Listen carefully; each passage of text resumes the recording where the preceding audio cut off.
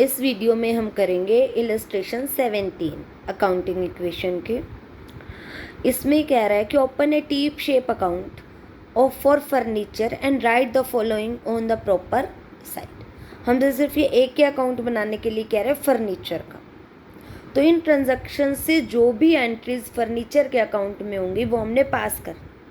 तो हम कैसे फर्नीचर का अकाउंट बनाते हैं, देखिए फर्नीचर अकाउंट।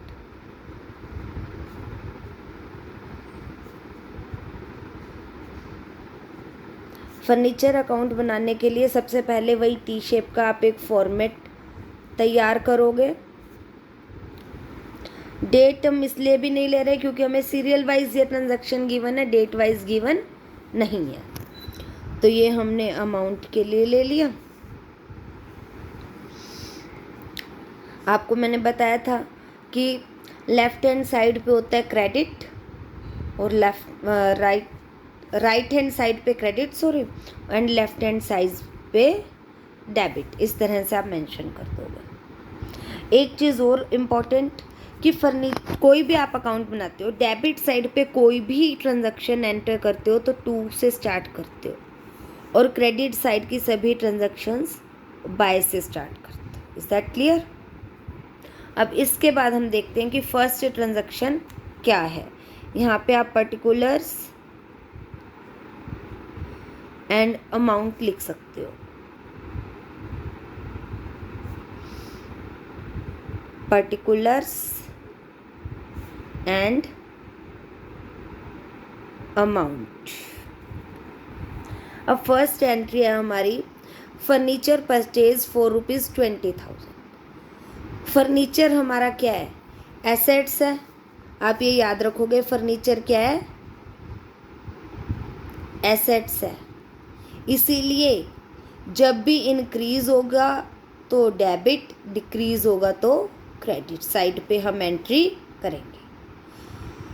फर्स्ट ट्रांजैक्शन में कह रहा है फर्नीचर परचेज, तो यानी कि फर्नीचर इंक्रीज हो रहा है 20,000 रुपये का। परचेज किया हमने फर्नीचर 20,000 रुपये का, तो डेबिट साइड पे यानी कि 20,000 रुपये अमाउंट में जाने चाहिए। बट यहाँ पे ना हम टू फर्नीचर नहीं लिखते या टू परचेज भी नहीं। जो मेन इस ट्रांजैक्शन का सेकंड पॉइंट है, सेकंड कंसेप्ट है, that is cash. That is cash. क्योंकि फर्नीचर हमने परचेज किया है तो कैश पे किया होगा। तो हम यहाँ पे कैसे एंटर करते हैं? To cash. Is that clear? तो कैश अकाउंट हम यहाँ पे एंटर करते हैं।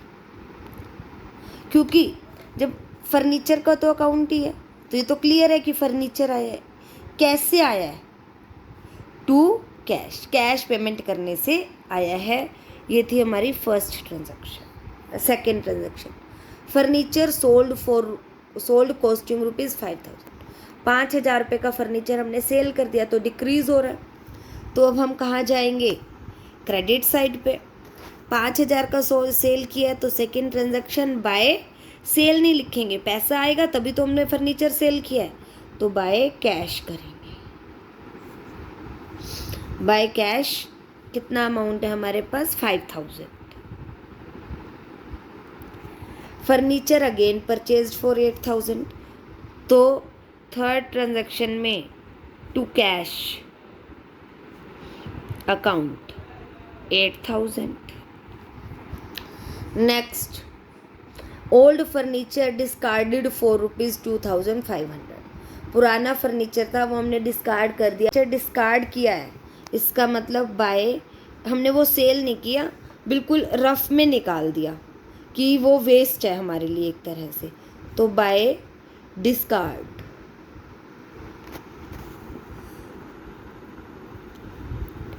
उसकी कॉस्ट थी 2,500 रुपये।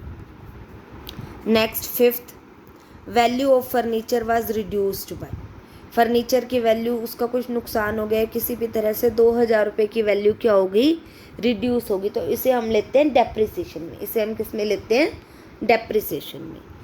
तो फिफ्थ एंट्री हो जाएगी बाय डेप्रिसिएशन 2,000।